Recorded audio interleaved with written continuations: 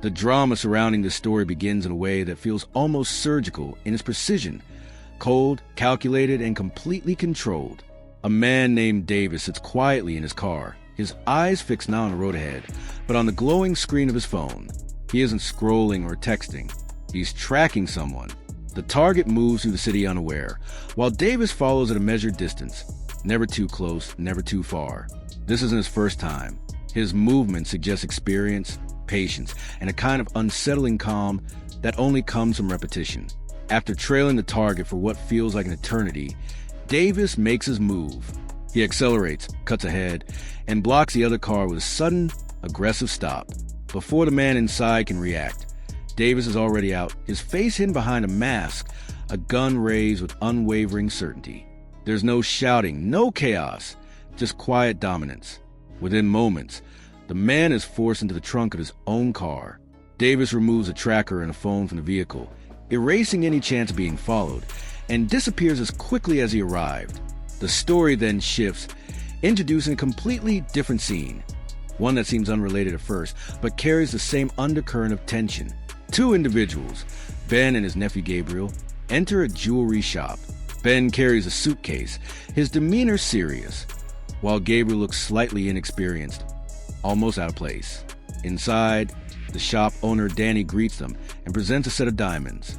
These are meant for delivery, part of a larger deal that remains deliberately vague. But something isn't right. Danny calls Ben aside, away from Gabriel, and quietly reveals that the diamonds he handed over are fake. His reasoning is simple. He doesn't trust Gabriel. Reluctantly, he produces the real diamonds and gives them to Ben, who quickly hides them inside his shoe, ensuring that even if something goes wrong, the most valuable assets remain concealed. Outside the shop, parked discreetly, Davis watches everything unfold. His eyes track every movement, every gesture. When Ben and Gabriel finally leave and get into their car, Davis follows once again, setting the stage for another carefully executed interception. The ambush is swift. Davis pulls alongside them, reveals his weapon, and immediately establishes control. But this time, he adds something new, a psychological weapon. He shows Ben a live video of his own home, his family visible on the screen. The message is clear: cooperate or they suffer. Fear takes hold instantly. Ben complies, tosses phone and gun into Davis's car. When questioned about the diamonds, Ben initially points to the fake ones in the front seat. But Davis isn't interested in decoys. He already knows the truth. Under pressure, Ben reveals the real diamonds hidden in his shoe. The realization hits him hard. This isn't a random robbery. Davis knew everything. As Davis secures the diamonds, he releases a man from the trunk, the same individual he had kidnapped earlier. It becomes clear that this man was the intended buyer. The entire sequence was orchestrated to intercept the deal at the perfect moment. But just as Davis prepares to leave, Gabriel surprises everyone. With trembling hands, he pulls out a hidden gun and fires. The shot misses, his fear betraying him, and Davis wastes no time. He escapes, speeding onto Highway 1001, a route that will soon gain significance. Davis hides a car in a parking structure, covering it carefully before switching vehicles and vanishing again. The operation is complete, but not without complications. Later at home, he notices blood on his head. Panic flickers across his face, not from the injury itself, but from the possibility that he left evidence behind. The narrative then expands, introducing Saren, an insurance agent working tirelessly in a company that doesn't seem to value her efforts. She meets Monroe, a wealthy collector overwhelmed by his own fortune, looking to insure his priceless assets. Saren pitches her company confidently, hoping this deal could finally change her career trajectory. Meanwhile, Detective Luke begins investigating the diamond heist. Ben recounts emphasizing how the thief knew everything, details that should have been impossible to obtain. Luke connects the dots quickly. This isn't a one-time. This is a Highway 1001 thief, a ghost who strikes with precision and leaves without a trace, never harming anyone. Davis, however, is not as untouchable as he appears. His injury leads him to Money, a handler of sorts, who provides him with jobs. Their conversation reveals tension. A new heist involving St. Barbara was planned, but Davis hesitated, unwilling to risk civilian lives. Money, impatient and driven by deadlines, assigns a job to someone else, Orman. Orman is everything Davis is not: reckless, violent, and unpredictable. When he executes the St. Barbara heist, he leaves behind chaos, fear, and injured civilians. It's messy, brutal, and completely against Davis's code. This difference in approach becomes the emotional core of the story. Davis isn't just a thief. He's a controlled operator with boundaries. Orman is a storm.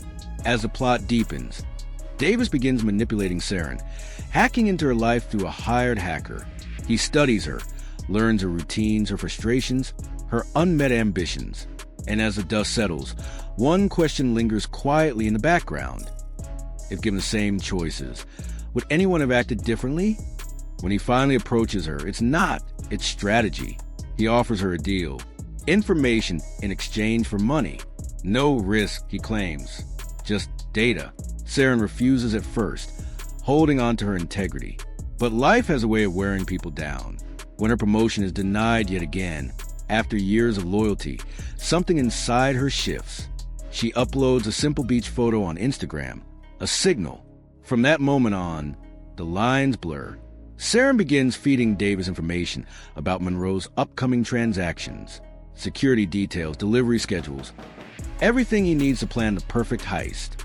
At the same time, Luke is closing in. The blood found in Davis's abandoned car leads to an identity: James, a boy from Los Angeles. The past begins to surface, connecting the thief to a real person with a history. Everything converges at where Monroe prepares to complete a massive deal. Davis infiltrates the operation, posing as a driver, but unknown to him, Luke is already there, having replaced the original buyer. Inside the room, tension reaches its peak. Guns are drawn. Monroe is forced to open a safe. Money spills out. Davis is in control, but only for a moment. Luke turns the tables, revealing his presence. He knows Davis won't shoot. He understands his code. For a brief moment, it seems like a stalemate. Then Orman enters, disguised as a butler. He brings chaos with him. Unlike Davis, he has no hesitation. When Luke refuses to drop his weapon, Orman shoots Monroe. Without blinking, the room descends into panic. In that, Davis makes a choice. He shoots Orman, not for money, not for escape, but to stop something worse. Silence follows. The threat is gone.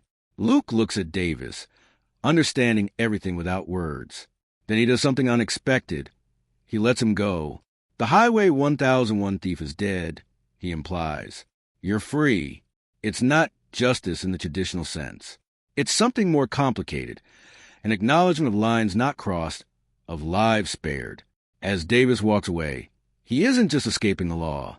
He's stepping into a different kind of freedom, one earned not through perfection, but through restraint. Behind him, secrets remain buried. Monroe stays silent, knowing exposure would destroy him too. Saren is left to face the consequences of her choices. And Luke carries away a decision that blurs the line between right and wrong. The story ends not with closure, but with reflection. A thief who never wanted to be a killer. A system that rewards ambition but withholds opportunity. And a world where morality isn't black and white, but something far more human.